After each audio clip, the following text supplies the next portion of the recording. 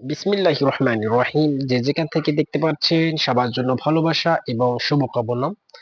আজকে যে বিষয় নিয়ে কথা বলবো সেটি হলো বাংলাদেশের রাজনীতি প্রসঙ্গে।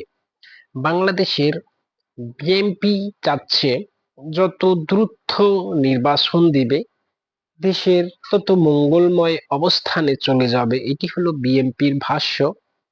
এবং আরো বাকিগুলা যেগুলা দল আছে, জামাত ইসলামী, ইসলামী আন্দোলন, খিলাফত মজলিস এবং আরো নাগরিক পার্টি, এরকম এনসিবি, এরা চাচ্ছে দেশের অবকাঠামো আগে ঠিক করা হোক, তারপরে নির্বাচন দেয়া হোক। এদিকে বিএনপি এত তাড়াতাড়ি নির্বাচন চাচ্ছে, এখানে বিএনপির স্বার্থটা কি?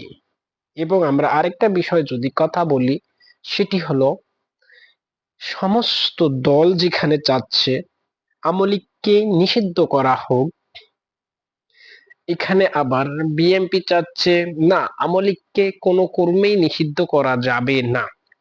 বিএনপি দ্রুত নির্বাচন চাচ্ছে, আবার বিএনপি আওয়ামী লীগের নিষিদ্ধের বিরোধিতা করছে।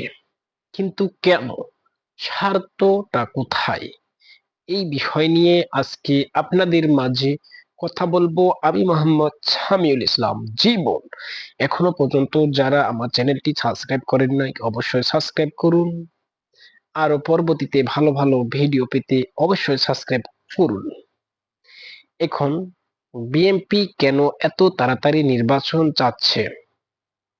কারণ আপনারা সকলেই জানেন, বিএনপি কিন্তু আগামী 16 বছরের সবচেয়ে বড় একটি অত্যাচারের শিকার হয়েছে, জুলুমের শিকার হয়েছে, বিভিন্নভাবে বৈষম্যের শিকার হওয়া দলই একটি কিন্তু বিএনপি।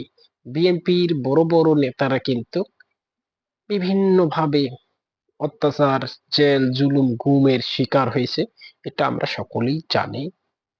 কিন্তু বিএনপি এত তাড়াতাড়ি নির্বাচন চাচ্ছে কেন?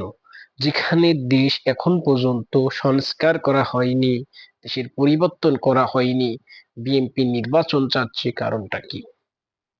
বিএনপি কি ক্ষমতায় যাওয়ার জন্য উঠে পড়ে লেগেছি, না পাগল হয়ে গেছে?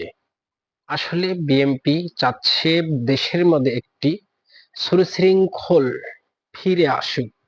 যেহেতু বর্তমান সরকার ইনি কোনো জনগণের দ্বারা প্রবাহিত বা প্রতিষ্ঠিত হয়নি। এই সরকার গণ অভ্যর্থনার পরে তাকে ক্ষমতায় দেয়া হয়েছে কিছুদিনের